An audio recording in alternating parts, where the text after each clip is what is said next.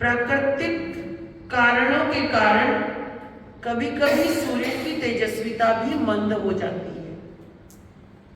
बादल आ गए तो सूर्य छिप जाएगा, ग्रहण लग गया तो अंधकार हो जाएगा, सर्दियां आ गई तो उसी सूर्य का ताप कम हो जाएगा। सूर्य तो अपने रूप में ही निकलता है हमेशा, परंतु फिर भी सूर्य तो सूर्य है। उसकी एक किरण मात्र से संपूर्ण जगत में प्रकाश हो जाता है। इसी तरीके से आत्मा तो आत्मा है। अब वो प्रकाशित कब होती है? जब उसको स्वयं का भान होता है।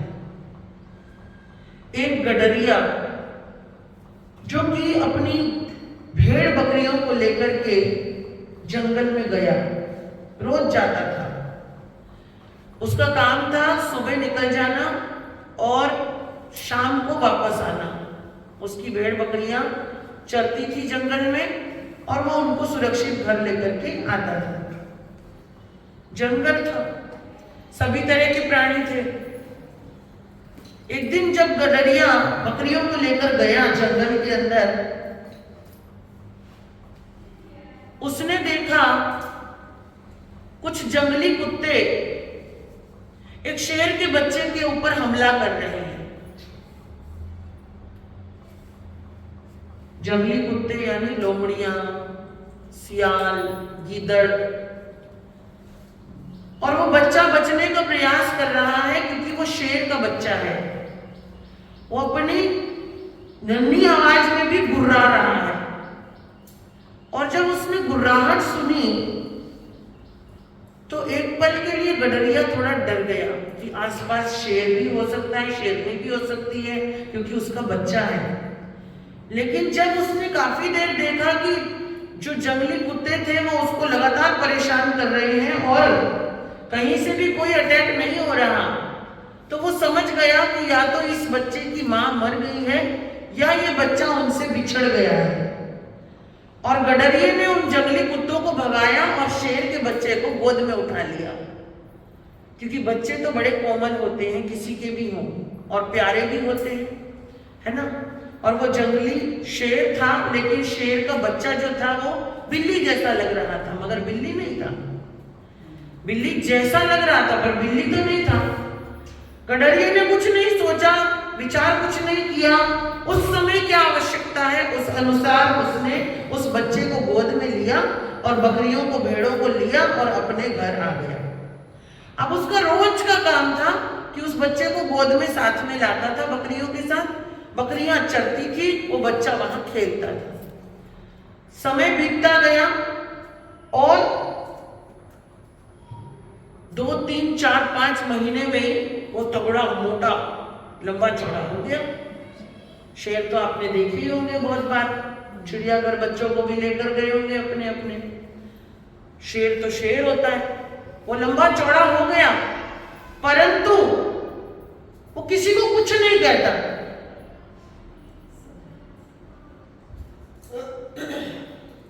किसी को कुछ नहीं कहता है।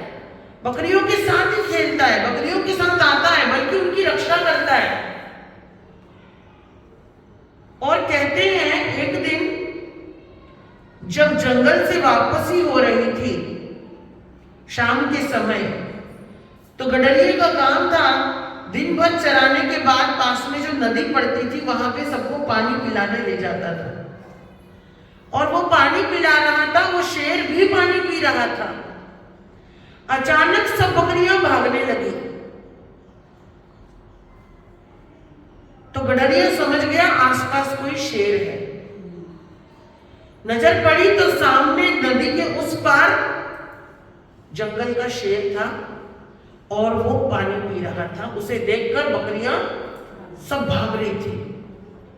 अब जो उनके साथ शेर था, बकरियों को भागते हुए देखकर वो भी भागने लगा, वो भी भागने लगा। और कहते हैं शेर ने, वो जो सामने शेर था उसकी नजर पड़ी उस शेर पर।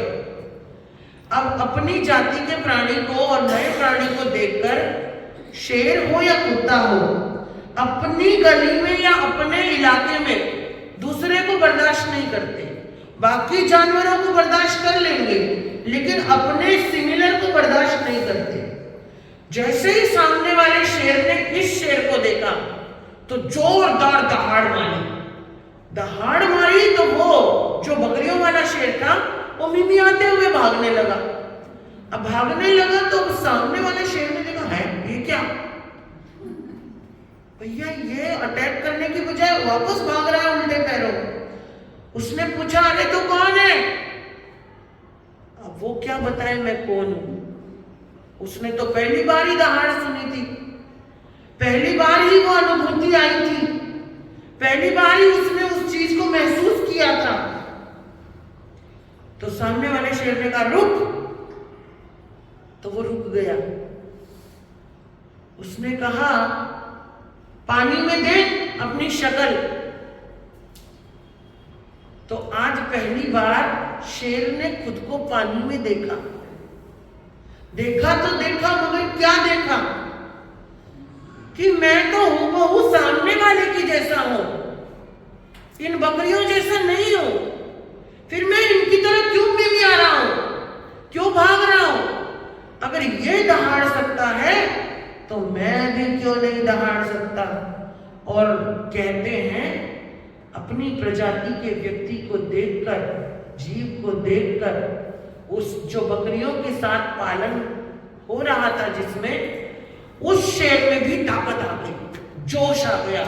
और जोश के साथ जैसे ही जोश आया, अपने अस्तित्व को पहचाना, अपने आप को जाना, तो अंदर जो दहाड़ बंद थी ना, छुपी हुई थी, वो उजागर हो गई और वो भी दहाड़ पड़ा।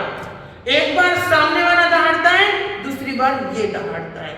और जैसे ही दहाड़ में दहाड़ मिली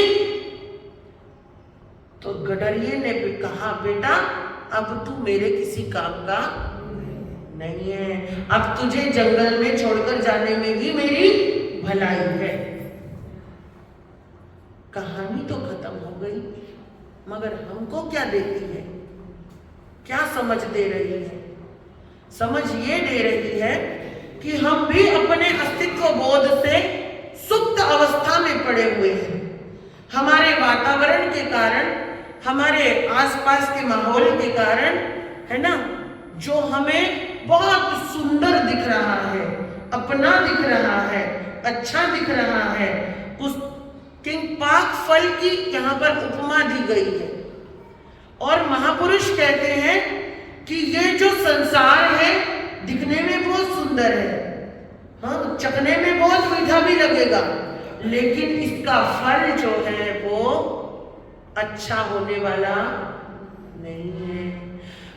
आखिर में जाकर दुख, त्रास, तकलीफ ही मिलने वाली है, शरीर को भी और आत्मा को भी। तो सुप्त अवस्था में आत्मा पड़ा हुआ है, मगर ताकत उसमें उस शेर की भांति ही है।